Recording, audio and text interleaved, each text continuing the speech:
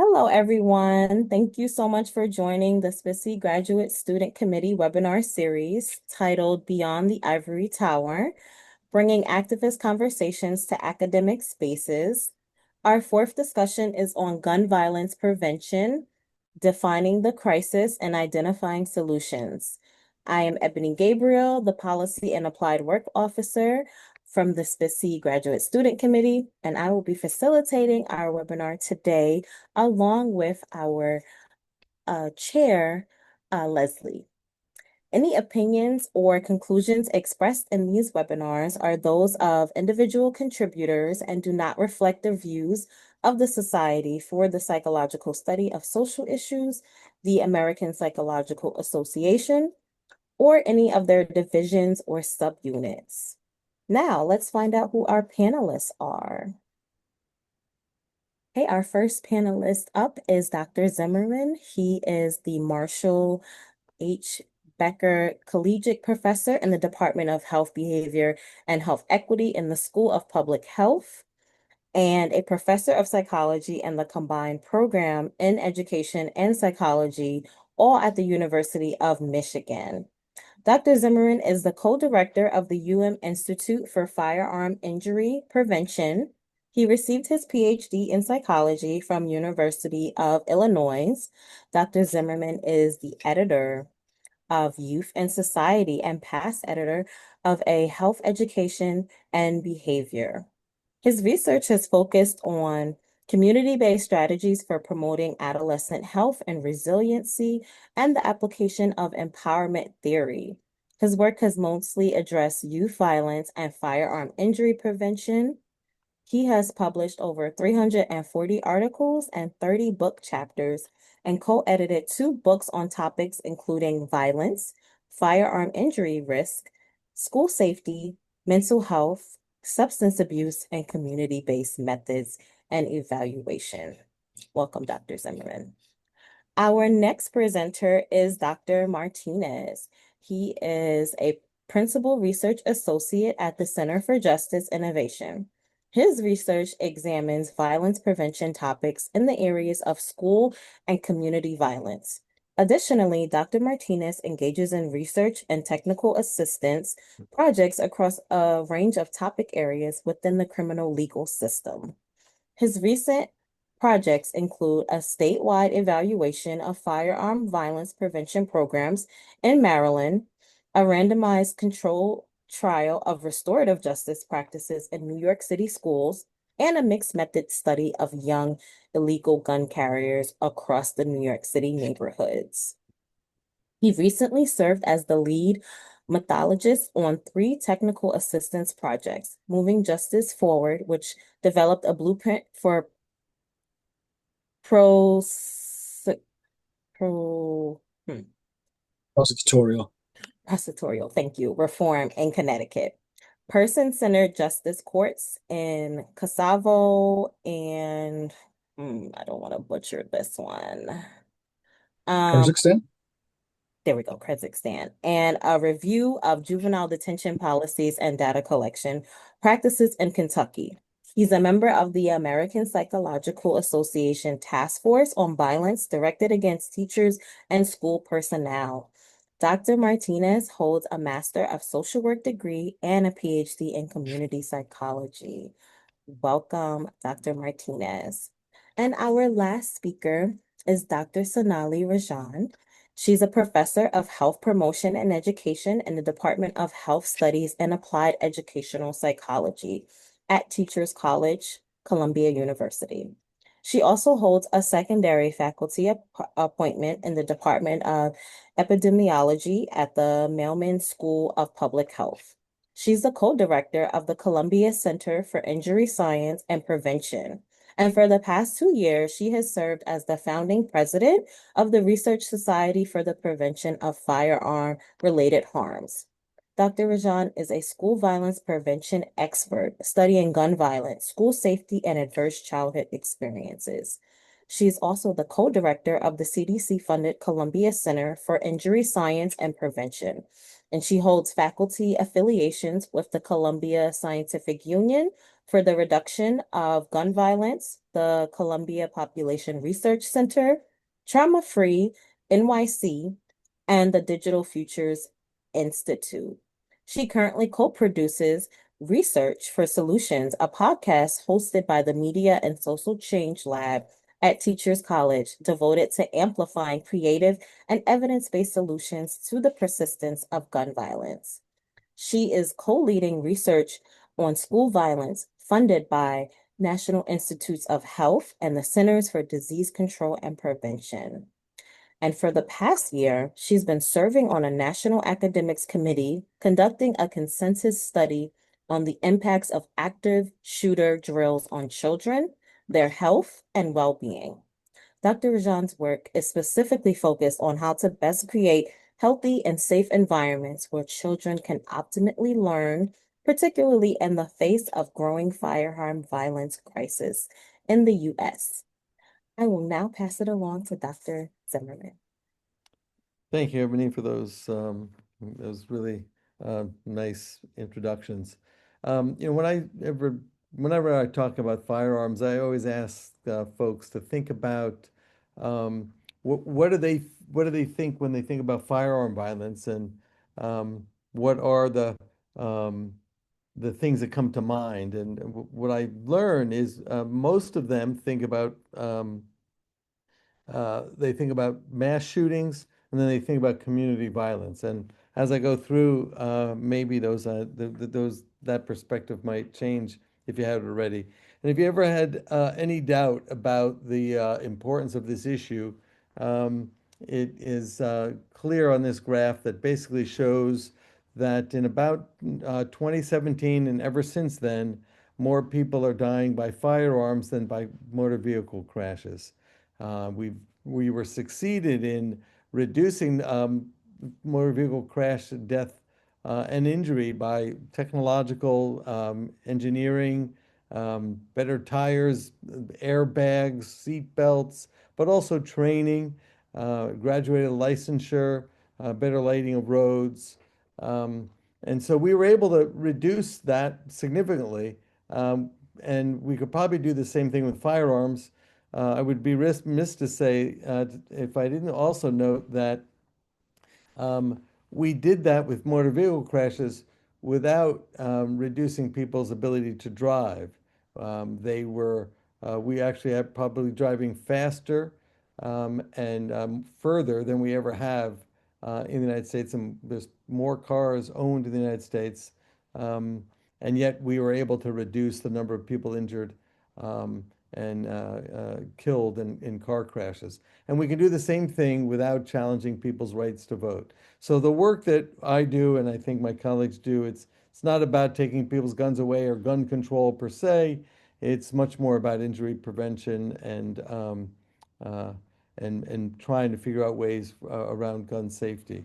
So having said all that too, I think it's also important to say that about 45 to 50,000 people die every year by firearms, and about 100,000 are injured, are estimates. We don't really know very well about the injury, but the point is that even though that's horrible, and even though there's more people die from firearms and car crashes, there are over 350 million guns in private hands in the United States, and about 100 million homes or more in the United States have at least one firearm in their house. So when you start looking at those data, the fact that only 50,000 people die is actually pretty good.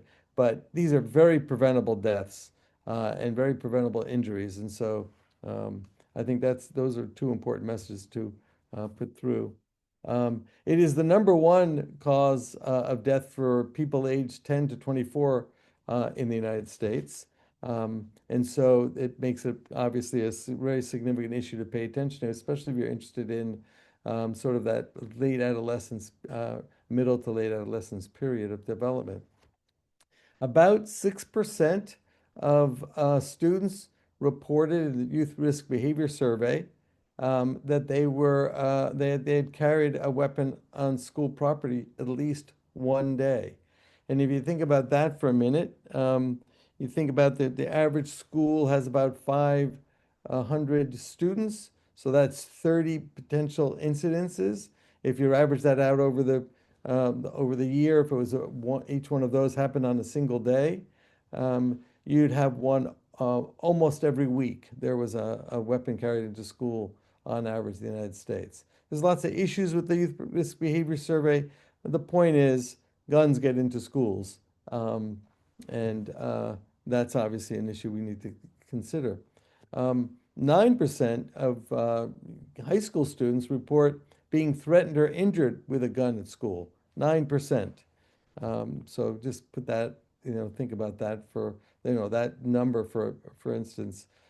Having said that, I think it's also important to point out that most of our schools are safe from firearms, but a lot of the precursing events that lead up to a firearm incident in a school or a firearm incident almost anywhere, there's usually precipitating events, grievances, alienation, and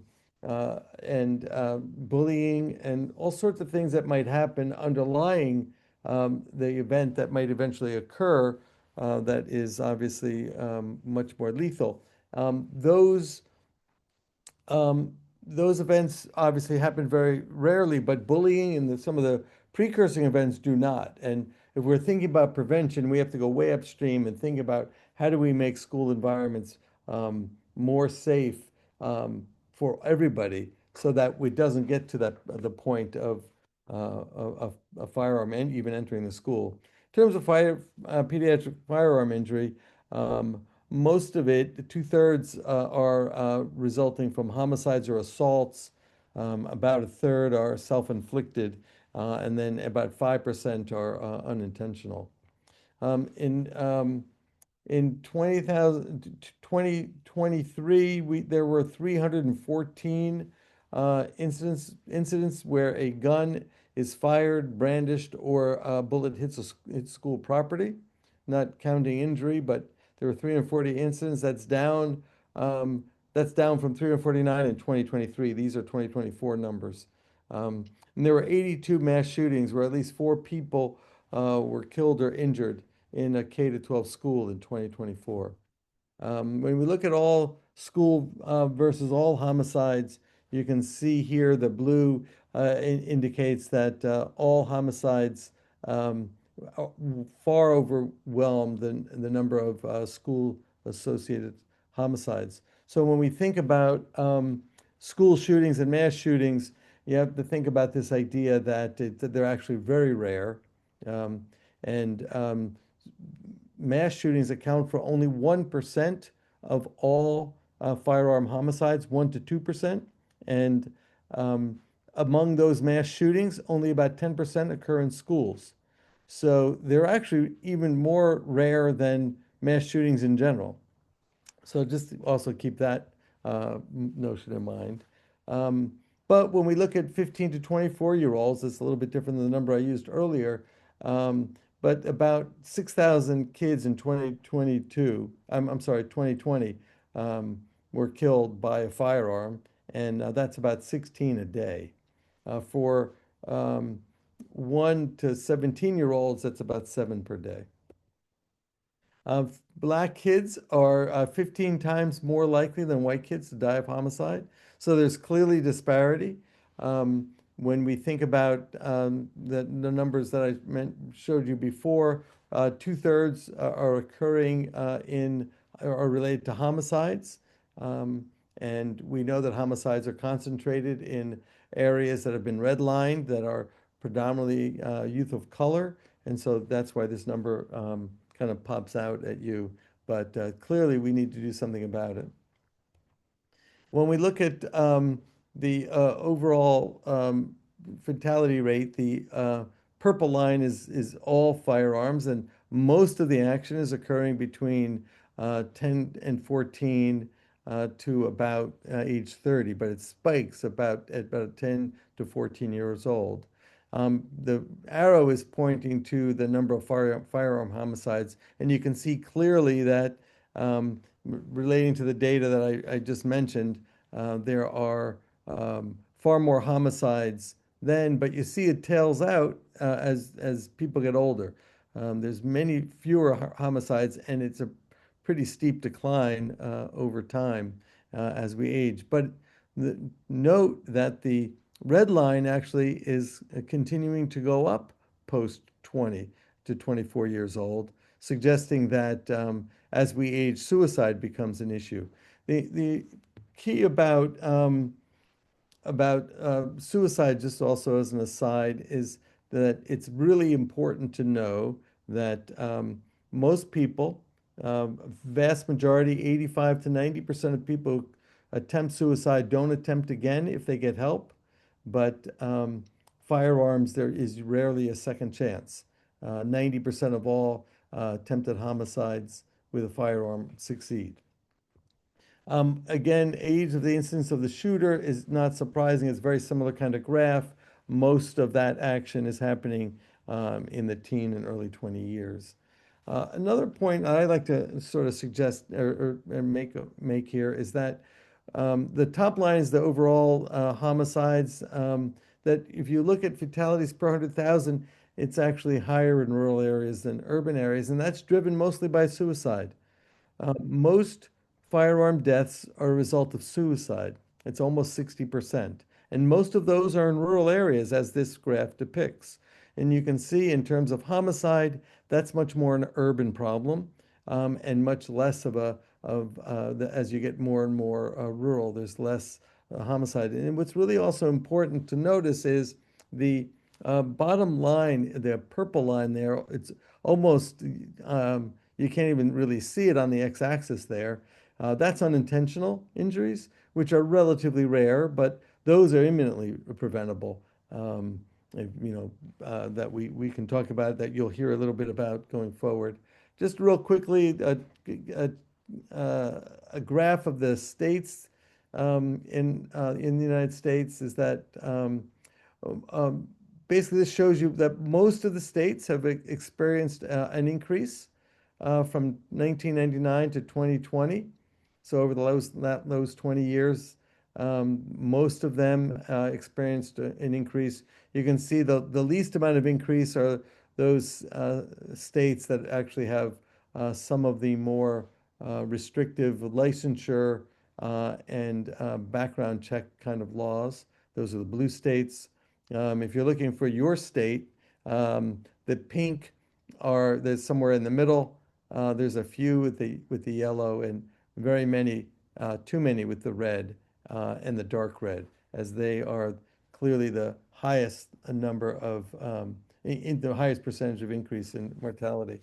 When we think about these data too, just to give you a sense of it, it's about 229 billion annually. These data are somewhat old, a few years old, about 5 or more years old. We don't have anything more recent, but the direct cost for acute medical treatment is about 9 billion a year for gun violence, and it's estimated 200 almost 230 million dollars, $1 billion annually. And just to give you a sense of where that sits, that's greater than the cost of obesity. It's more than the revenue of Apple computers, and it's approaching the cost of smoking and Medicaid spending. So if we want to think about budgets and all that sort of stuff, we have to look there. So I'll end with a few, just there's no one solution. I hope one of the things you've got out of what I talked about is depend on the population. It's very population specific, age, ethnicity, race, sex, gender, all that matters. It's context specific, all that matters. Workplace versus home. States differ by the different policies they have. I didn't really get into that too much. And then, of course, schools versus families. So context really matters. And then lastly, thinking about an ecological approach to the work that we're doing. So thinking across multiple levels of analysis. We need to think about interdependence and not necessarily direct effects, but indirect effects, like I talked about with the iceberg analogy.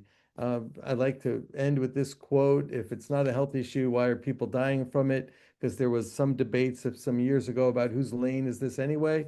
It's very much public health's lane and health, people's lane. And I just want to say, Thank you for the time. I know I went a little over. I apologize to my colleagues for that. Hopefully, I'll have enough time.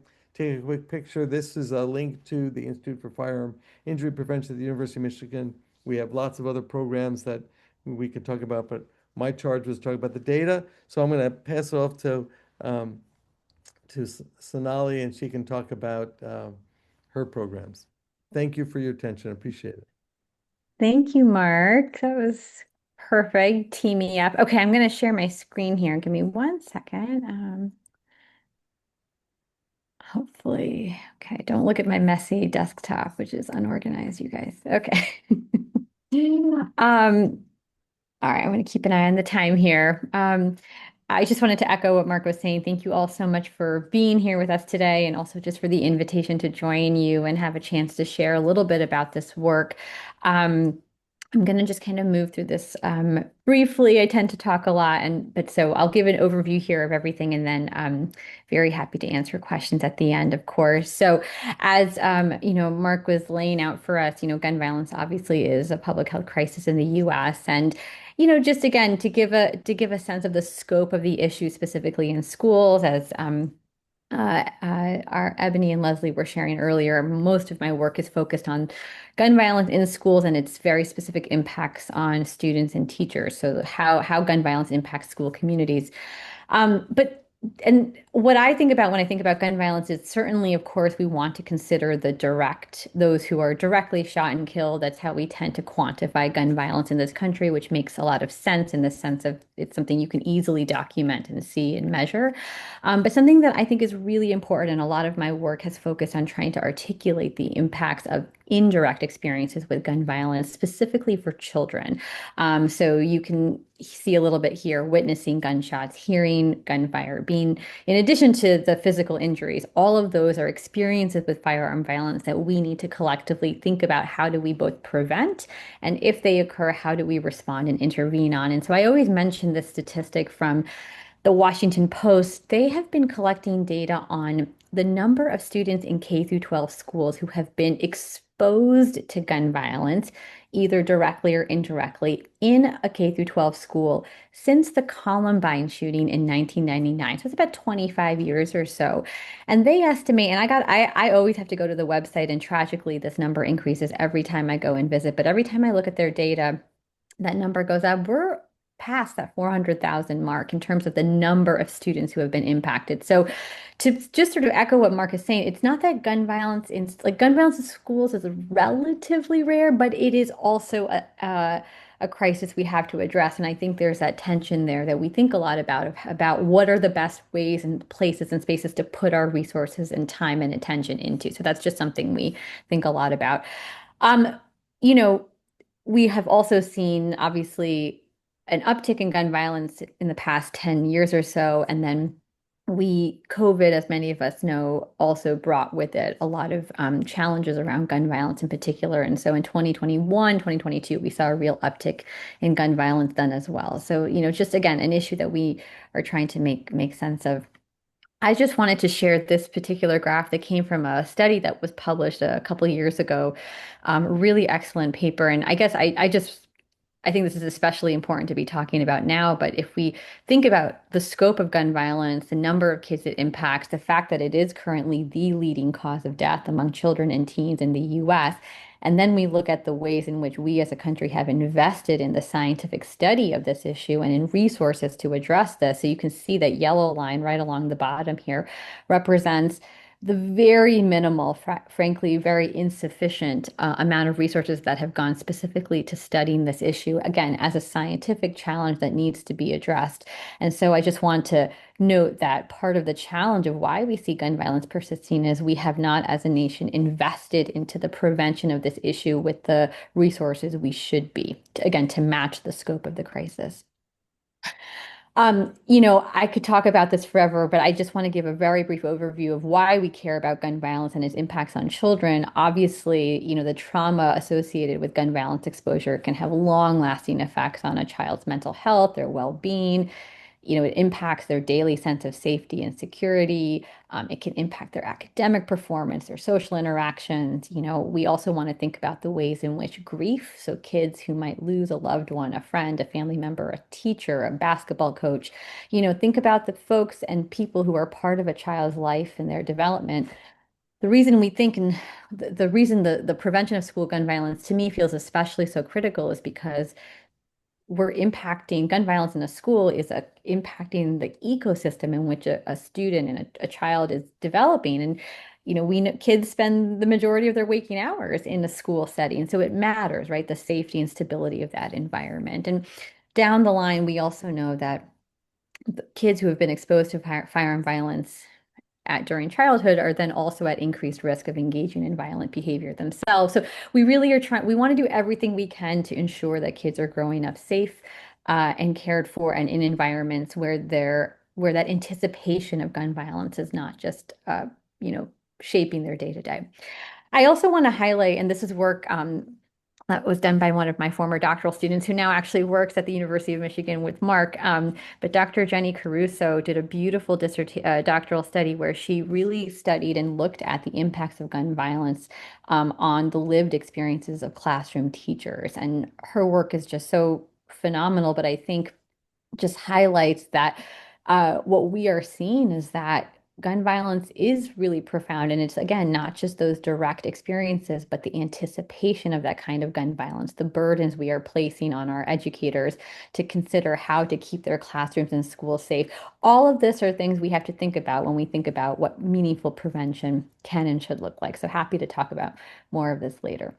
So in my, just wanting to be mindful of time and really focusing in on sort of the core of our webinar today, which is to talk about how do we move forward or what do we do, knowing that this is a public health crisis that is going to continue to serve to be a challenge for this country for the foreseeable future. What are things we can do that are driven by really good evidence and that we know are effective when we employ these as potential solutions? And something that I've really tried to spend a lot of time articulating, and I think this is tough for us, like collectively, is to say, how do we shift ourselves away from an emphasis on reaction? Like we're constantly reacting, right, to an incident, or we're constantly focusing our efforts on school safety strategies or reactive strategies that are in place to react to a gun violence incident in the moment of, and instead think about,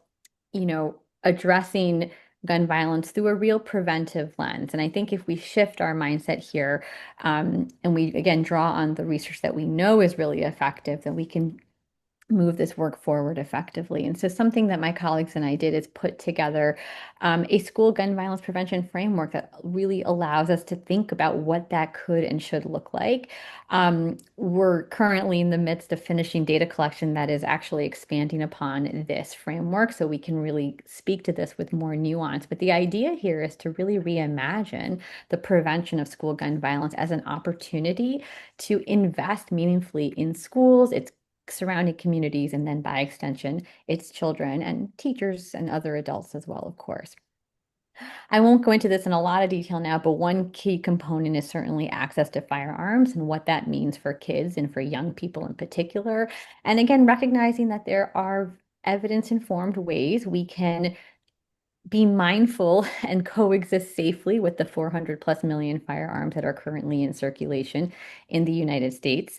And again, how do we do this in a way that is in line with and not a violation of gun rights, right? So there's a way that we can coexist safely here. So that feels like an important component.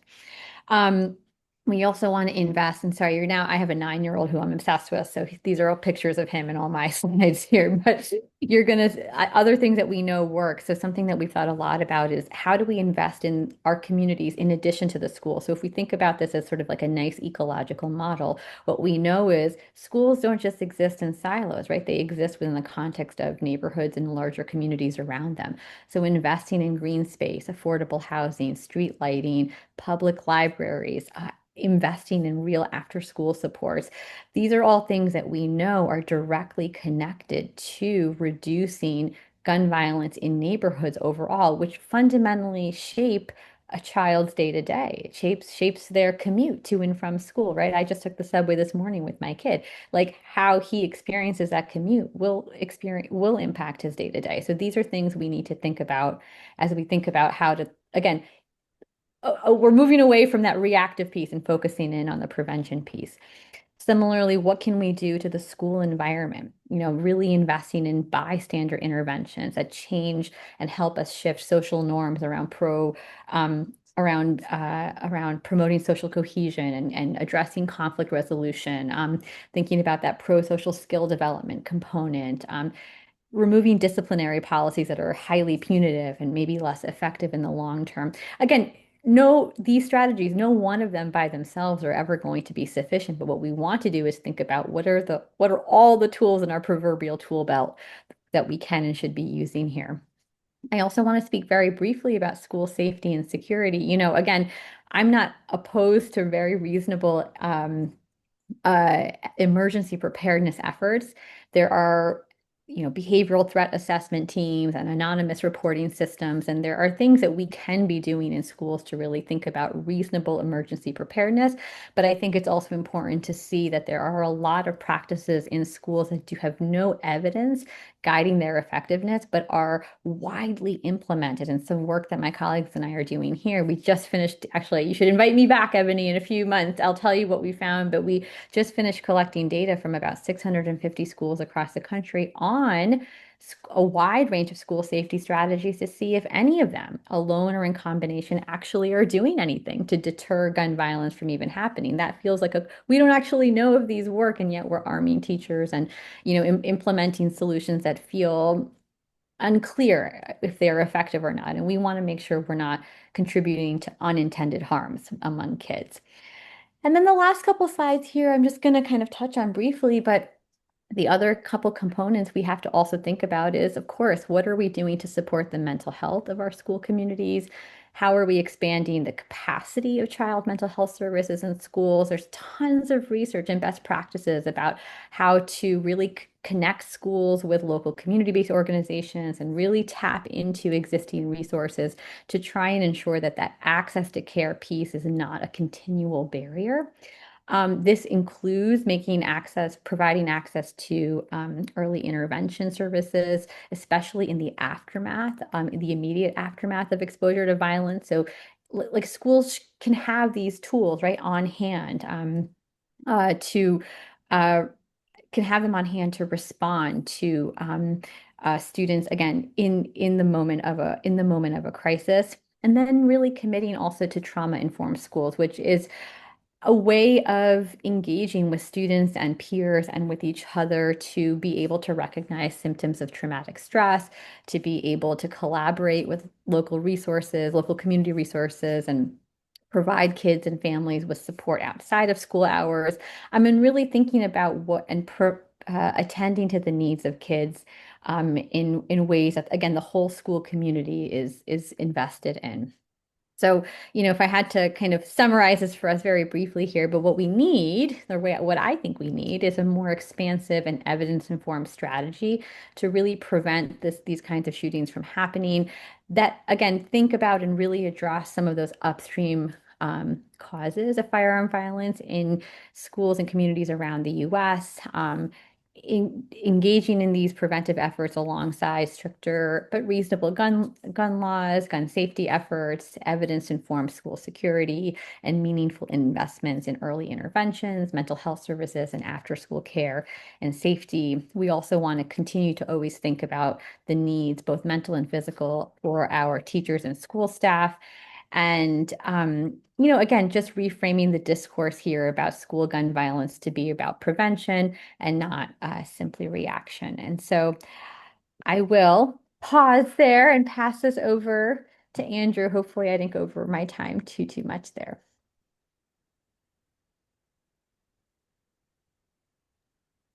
Thank you, folks.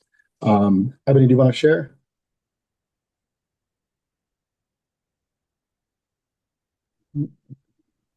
Yes, give me one moment.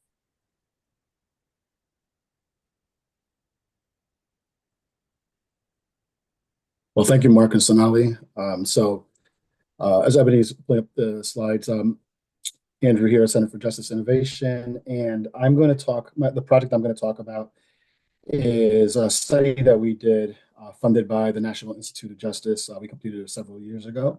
It was based in New York City, and where we talked to 330 young people who carry guns illegally, specifically in New York City. And I'll just wait 1 second. So perfect. We're all good here. So yeah, I'm going to talk about a study that we conducted several years ago, funded by the National Institute of Justice, where we talked to 330 young people who carry firearms illegally. And so, slide. Okay. Are you still seeing it big or no? Yes. Okay. A little bit of glitch issues here. Okay. Okay, now you see the second slide, right? Yes, we do. Okay, perfect. Okay.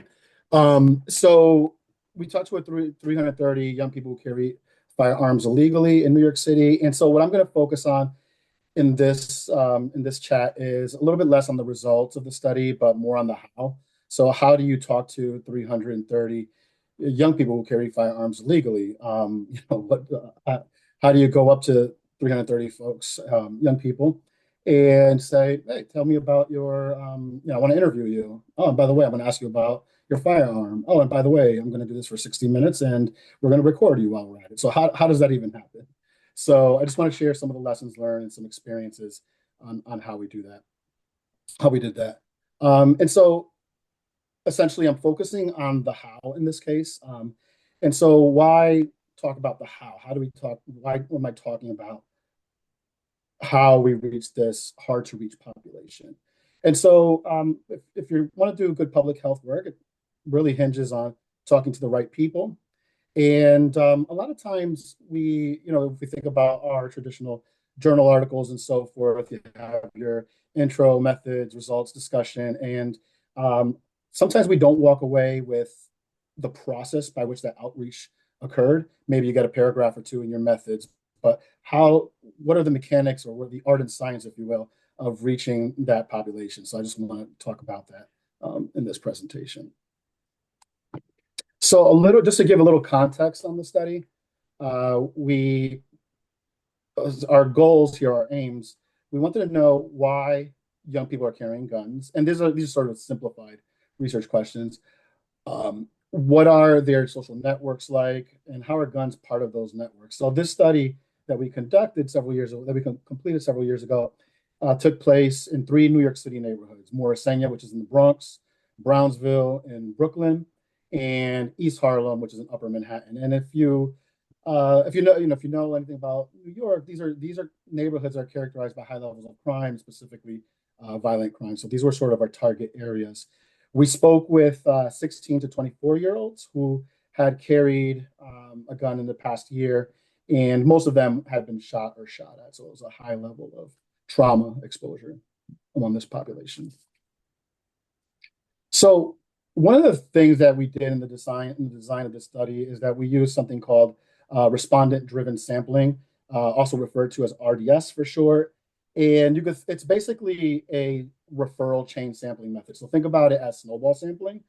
And so what you do is you start off with your initial person that you interview. In this case, if you look at this image, the big circles are what we call seeds. And a seed is an initial person that you speak to, who typically is a person that's kind of well connected in their network. And then we would do the interviews with this person to get $30.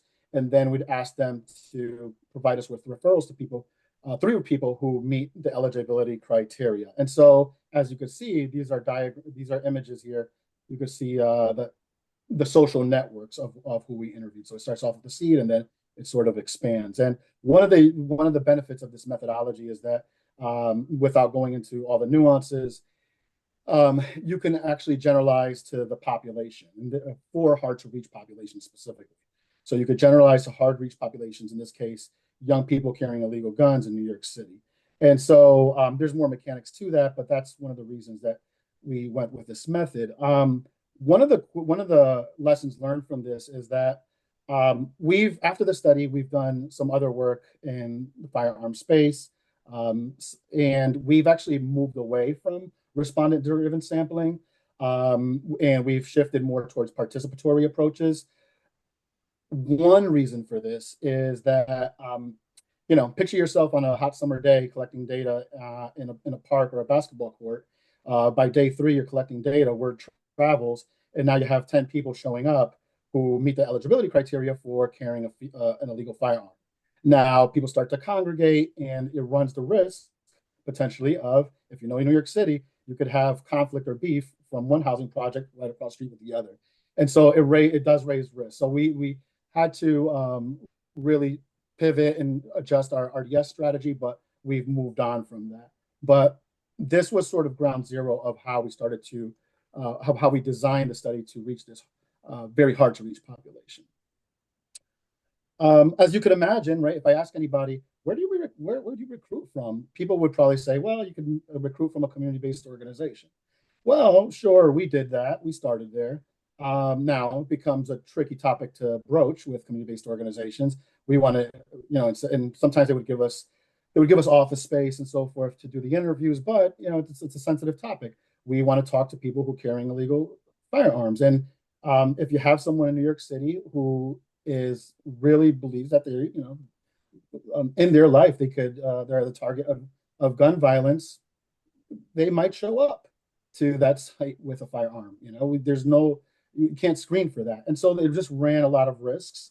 So just things to be mindful of, but it required us being very establishing that trust with the community-based organizations, and so it was reciprocal. It was sometimes we would volunteer and help them out, join their community events. There's pictures here of researchers of our research team joining one of their Christmas events, and really setting up that rapport.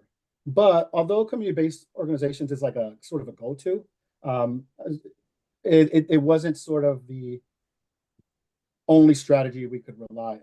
And one of the things that we noticed pretty quickly in the beginning of the study is that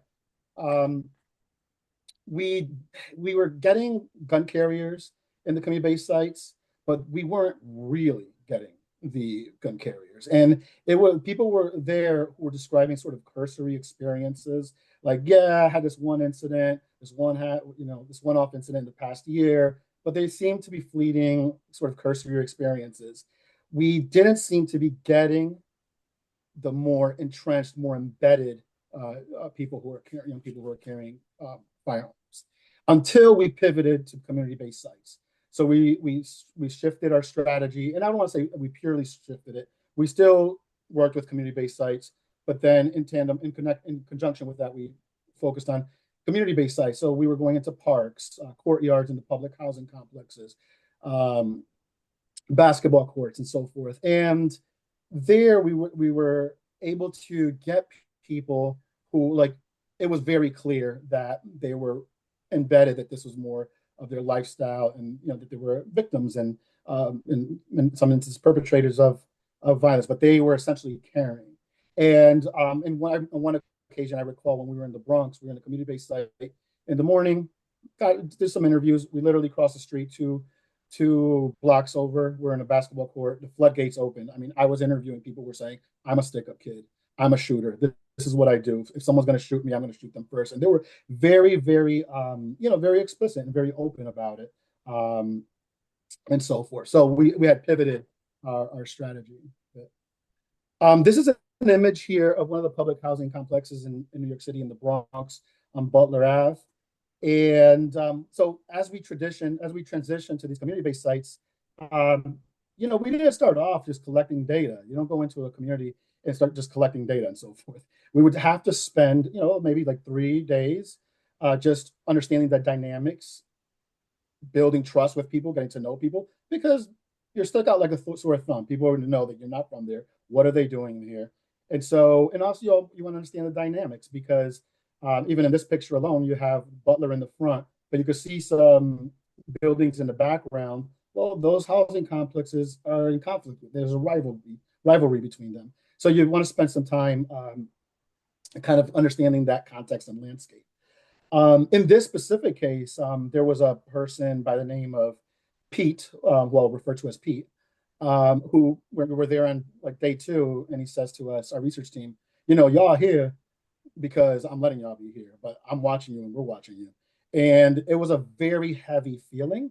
And what do you do with that information? Do you go back? Do you feel, it feels intimidating? But we went back and we continued to build relationships. We wanted to be perceived as credible, as predictable, while at the same time being flexible.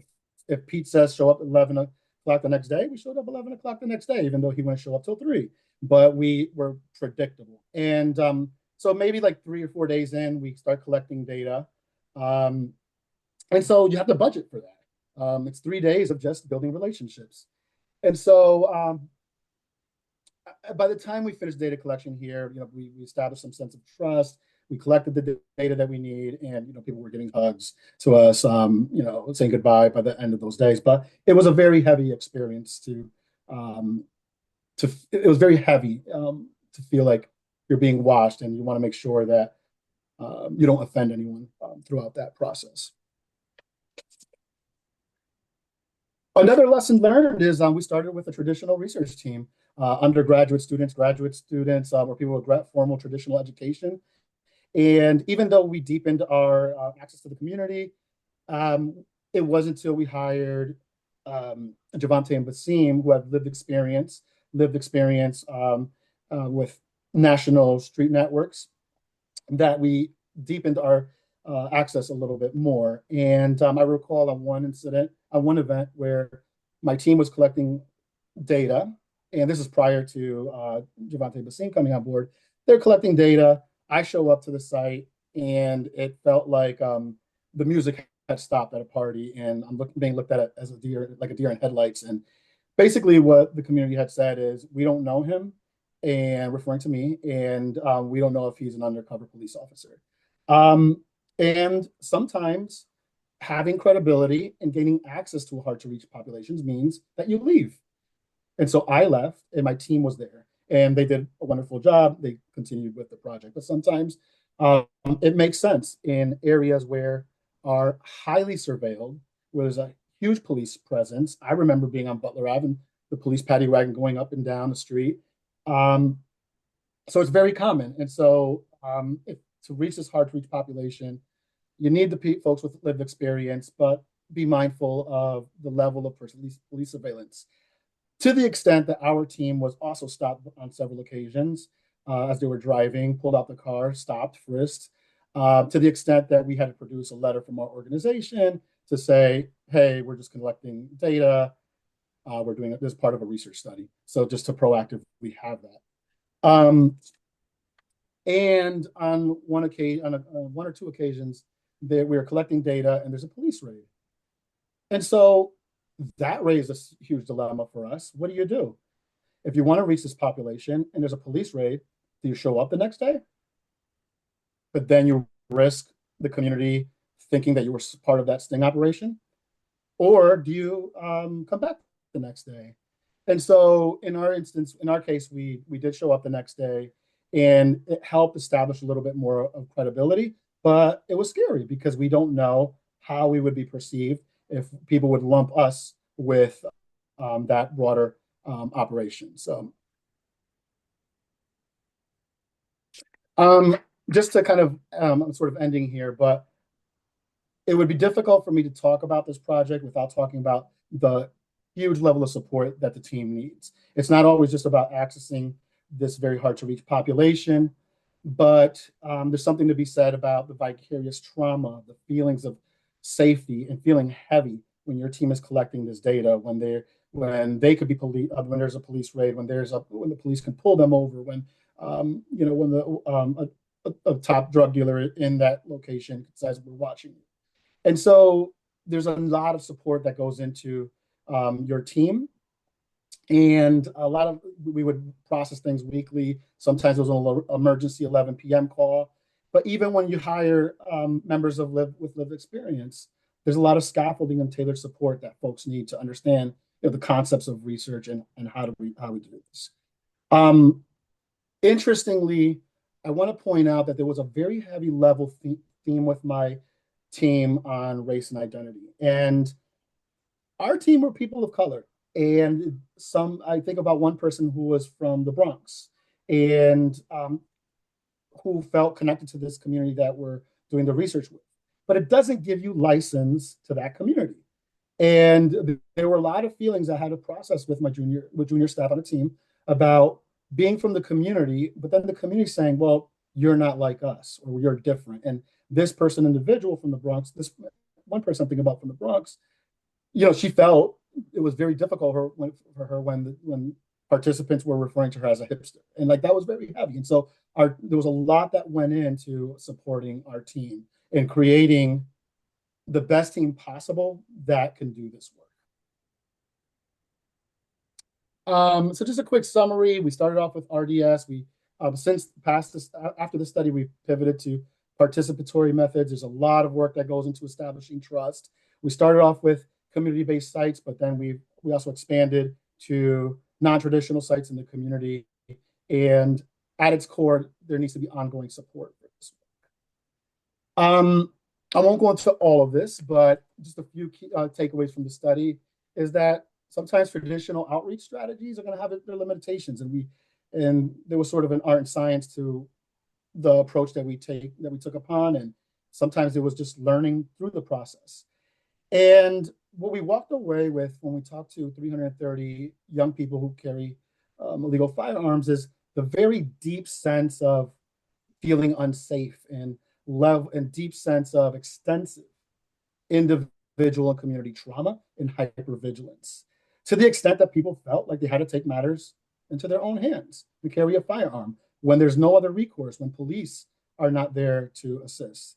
And I recall one participant who specifically who talked about this theme and just said how there's no other recourse. The police you can't trust, and said, well, I carry a firearm because you got to make your own heaven when you have no other recourse.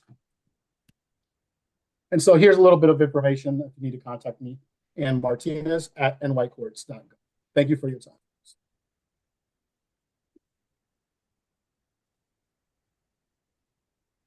So much to all of our panelists. So now it is our Q&A time. It looks like we just have one question in the chat here from Ronald. What are your thoughts regarding the fact the vast majority of gun violence is committed by boys and men, yet the vast majority of boys and men are not gun violent? Um, so I think we have a chance for each of you to, answer the question in these last 5 minutes. So whoever wants to answer it first. I mean, I can say Mark knows when I'm about to speak.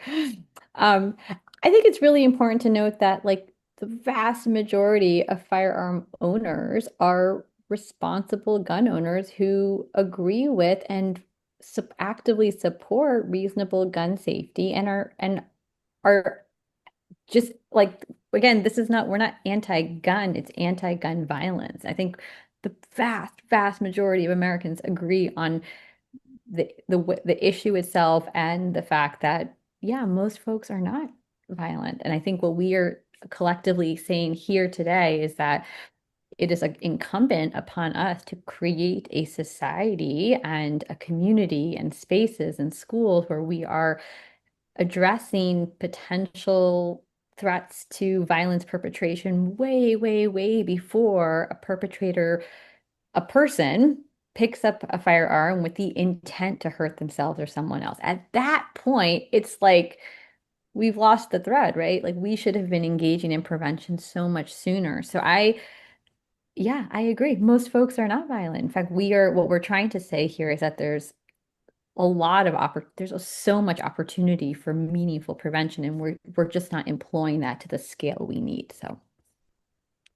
Yeah, when I think about this defines my program of research over the last 30 years, and that is, what's right in people's lives. I mean, some people exposed to risk factors, ACEs, you may have heard of, adverse childhood experiences. Some are exposed to that and end up, depressed or in bad places. bad places in terms of, like I said, depression, health, injury, that sort of thing, and some don't. And trying to understand what makes those people who sort of survive or are resilient in the face of risk is something we don't pay attention to as a culture. We always think about let's fix the risks, let's fix the risks. The resiliency work actually tries to help understand what are the positive factors and how do we build those up as a way of prevention. So, and it's this that question is not just true for firearm violence. The vast majority of people are not depressed, but we focus some of our attention on depression because of um, the negative effects that depression has on people's lives, on their families, and on communities. And the same goes here. We focus on the violence because of the devastation that it causes, the psychological, physical, relational issues that occur. But I agree 100% with Sonali. Most people are not violent, and most gun owners are not violent. Most gun owners, vast majority of gun owners, are responsible. They lock up their guns. They don't store them loaded. They keep the ammunition somewhere else, also locked.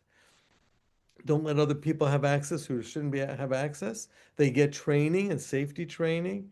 And so we just need to make sure that more and more people are exposed to that, those kinds of, that kind of information.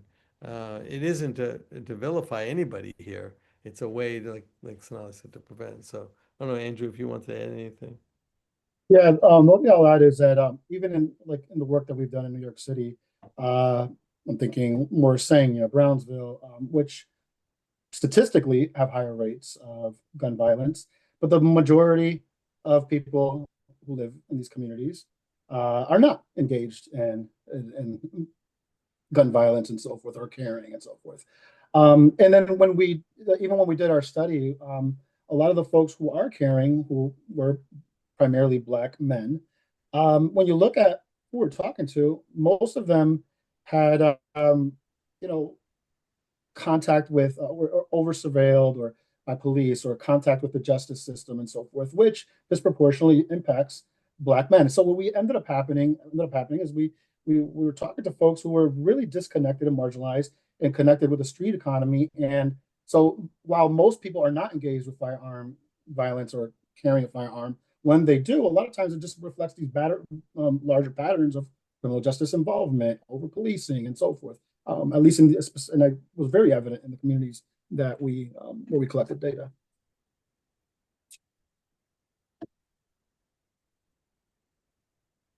I don't know if we have much more time, but I just want to say thank you so much for inviting us, this topic for SPCE members and others. So I appreciate the opportunity. I always appreciate the opportunity to talk about these issues because we do need to do something about it.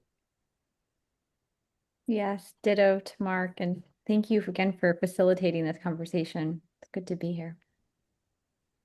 Thank you, folks. Awesome. Yes, thank you so much again to our speakers, and thank you so much to our participants. This was a great conversation. Moving forward, we will send out the contact information of our panelists if you do have questions. And this will be recorded. This is recorded and it'll be posted on our SPICY YouTube channel. Thank you so much. Take care, everyone. Bye bye.